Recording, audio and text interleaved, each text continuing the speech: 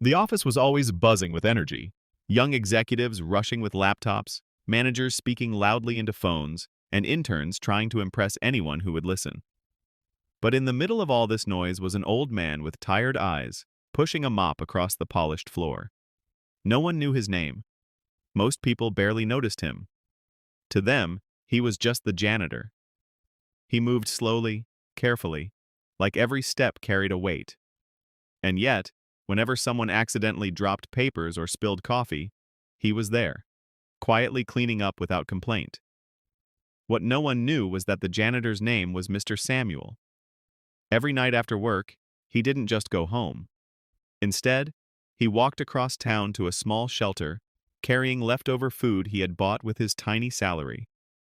He would serve the homeless, sitting with them, listening to their stories, and treating them like family. To the outside world, Samuel was invisible, but in that shelter, he was a hero. His kindness was quiet, and he never told anyone at work. He believed that doing good didn't need an audience. One late evening, the CEO of the company, Mr. Reynolds, forgot his laptop and returned to the office. As he walked out, he saw Samuel slowly collecting trash. Unlike the others, Reynolds paused. He noticed Samuel's shoes, worn so thin they were almost falling apart. He watched as Samuel carefully separated plastic from paper in the recycling bin. Something about his quiet patience struck him. That night, curiosity grew in the CEO's heart. He wondered, who is this man that no one notices? The next evening, Mr. Reynolds decided to follow Samuel discreetly after work. He watched the old man walk slowly through the cold streets, carrying his little food bag. The CEO, who was used to limousines and fine dining, felt a strange tug in his chest. He followed Samuel into the shelter and was stunned at what he saw. The janitor was serving meals, smiling warmly, talking to people as though they were his closest friends. In that moment, the CEO realized that Samuel, the man everyone ignored, had more dignity and compassion than anyone in his entire office. The next morning, Reynolds couldn't get the image out of his mind. While others judged Samuel for being old and invisible, he was quietly feeding dozens of people every single night.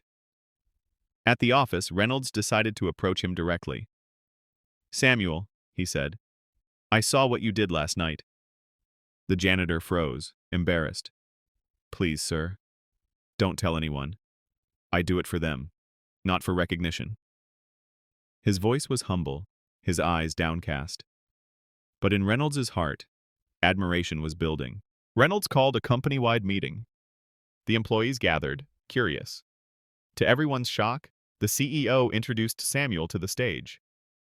"This man, who you all walk past every day, has been feeding the homeless for years on his small salary," Reynolds announced. Gasps filled the room. For the first time, Samuel stood before them, shy but steady. He told them, "Kindness doesn't need wealth. It only needs a willing heart." The room was silent, many wiping away tears. The CEO announced that the company would fund Samuel's shelter permanently. Not only that, they promoted Samuel to lead the company's new charity foundation. The man who had been invisible suddenly became a leader. Samuel was overwhelmed. Tears filled his eyes as he whispered, "Thank you, but I only did what was right." The room erupted in applause. His life had changed overnight, but he remained the same humble man. With the new foundation, Samuel expanded his shelter, providing beds, education, and training for the homeless. Yet every evening, he still visited, still served food, still listened. Wealth and recognition hadn't changed him. Instead, they gave him more tools to spread kindness further. Employees who once ignored him now joined his mission. Lawyers gave free legal aid. Doctors offered medical care. Interns volunteered after work. The entire company culture transformed because of one janitor's quiet acts of love.